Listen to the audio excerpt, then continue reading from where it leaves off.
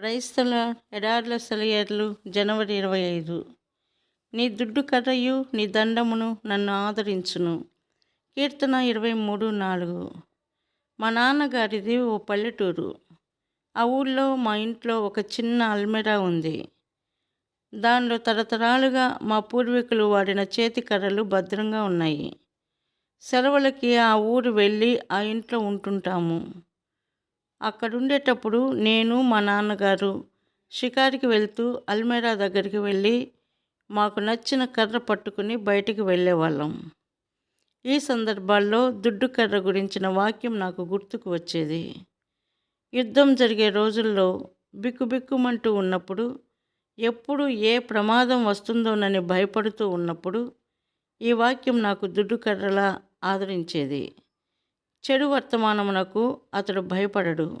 అతని హృదయము దేవుని నమ్ముకొని స్థిరముగా ఉన్నది.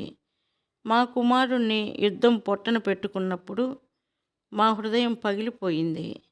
వాక్యంలో మా ఆదరణకి మరో దుడ్డుకర్ర దొరికింది.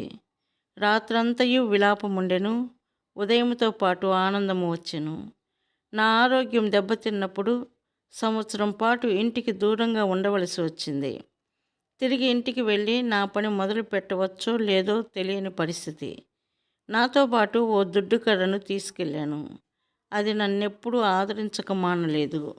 నా పక్షముగా ఆయన చేయు ఆలోచనలు ఆయనకు తెలియను. అవి మేలుకే గాని కీడు చేయనివి కావు.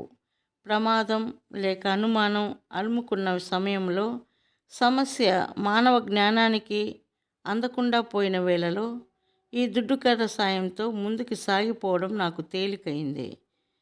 ఊరకుండుట ఎందే వారికి బలం కలదు. అత్యవసర పరిస్థితుల్లో స్థిమితంగా ఆలోచించడానికి సమయం లేనప్పుడు ఈ దుడ్డుకర్ర ఆదుకునేది. తొందరపడని నిరీక్షణ గలవాన్ని. మార్టిన్ లూథర్ భార్య ఒకసారి అంది, దేవుడు నా బ్రతుకులో కొన్ని కష్టాలు తీసుకురాకపోయినట్టయితే ఫలానా కీర్తనలో ఫలానా విషయాలున్నాయని, ఆత్మ ఫలానా రీతిలో పనిచేస్తుంటుందని నాకెప్పటికీ తెలిసేది కాదు. క్రైస్తవుల బాధ్యతలేమిటో ఎప్పటికీ అర్థమయ్యేది కాదు. దేవుని దండం చిన్నపిల్లవాడిని శిక్షించే ఉపాధ్యాయుడి బెత్తం లాంటిది. అది ఆ పిల్లవాడికి అక్షరాలు నేర్పిస్తుంది.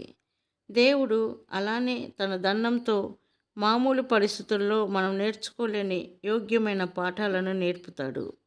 దేవుడెప్పుడూ తన దండంతో పాటు దుడ్డుకర్ర కూడా పంపుతాడు. నీ కమ్ములు పాదరక్షలు ఇనుపవియు ఇత్తడివియునై ఉండును.